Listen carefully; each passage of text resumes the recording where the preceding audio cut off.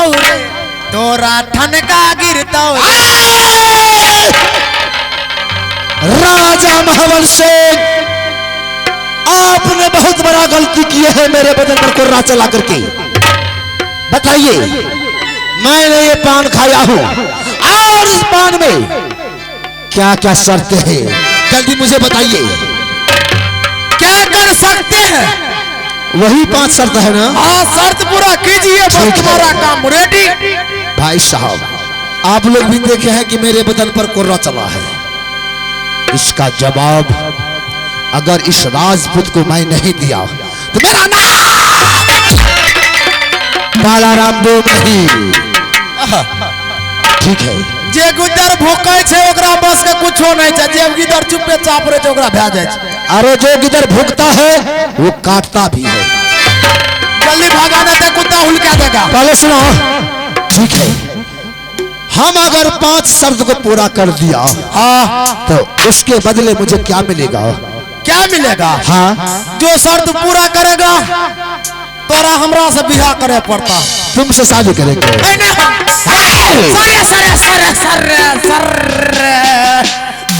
जो शर्त पूरा करिएगा आप, हाँ, उसके बाद सती केवली के साथ शादी होगा।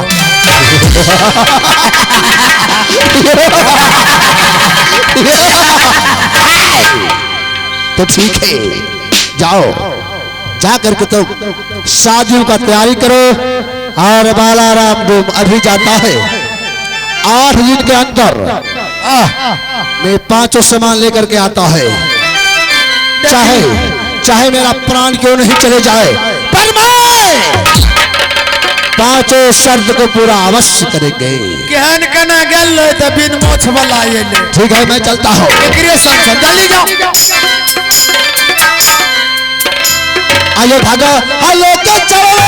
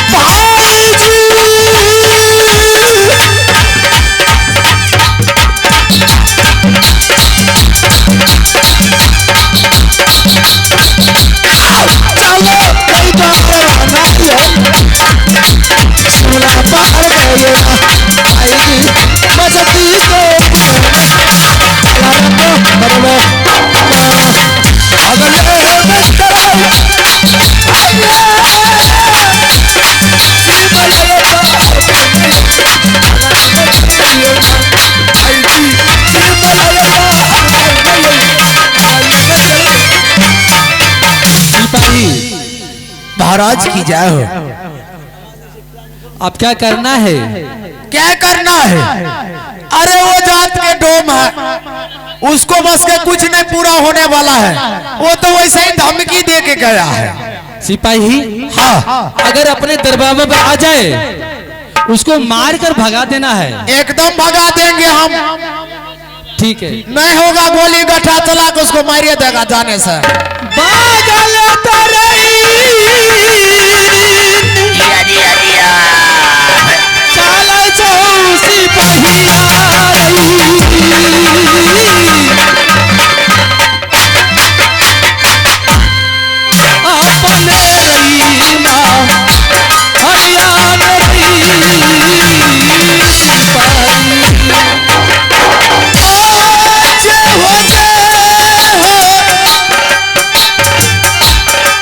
हो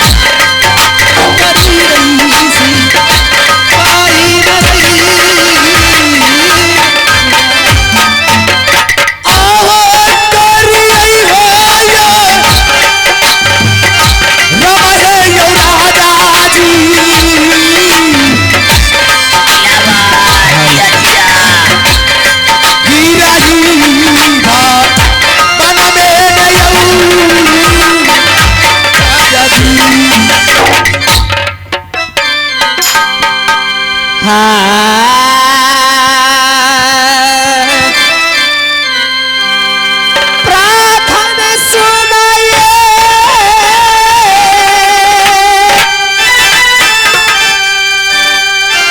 आलालिया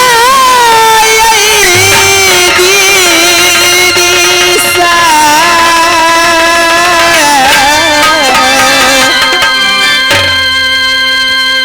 हेलो आई मैया सारो साथी जी के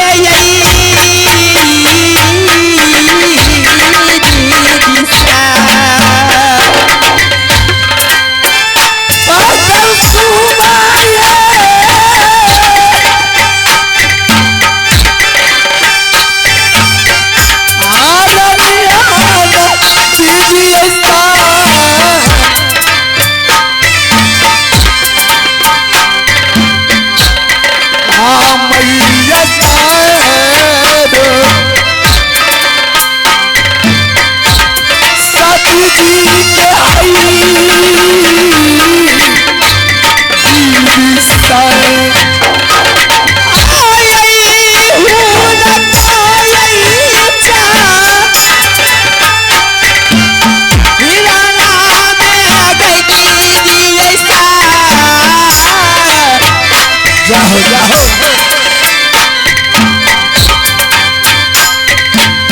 आई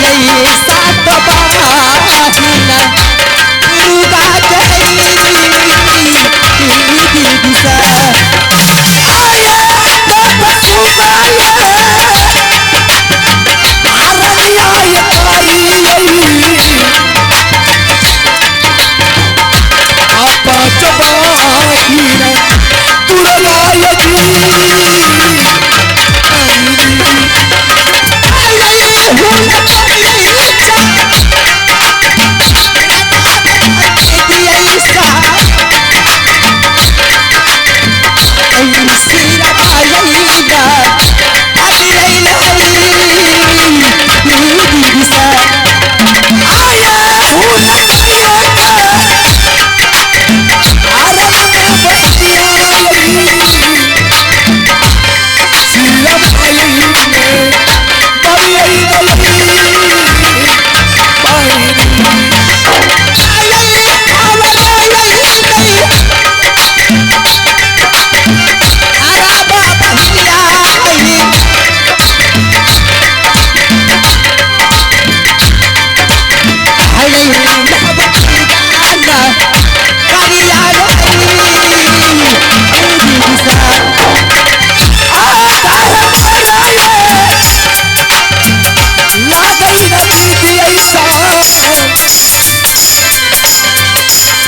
माँ भाभी पूरा सा हरियाणा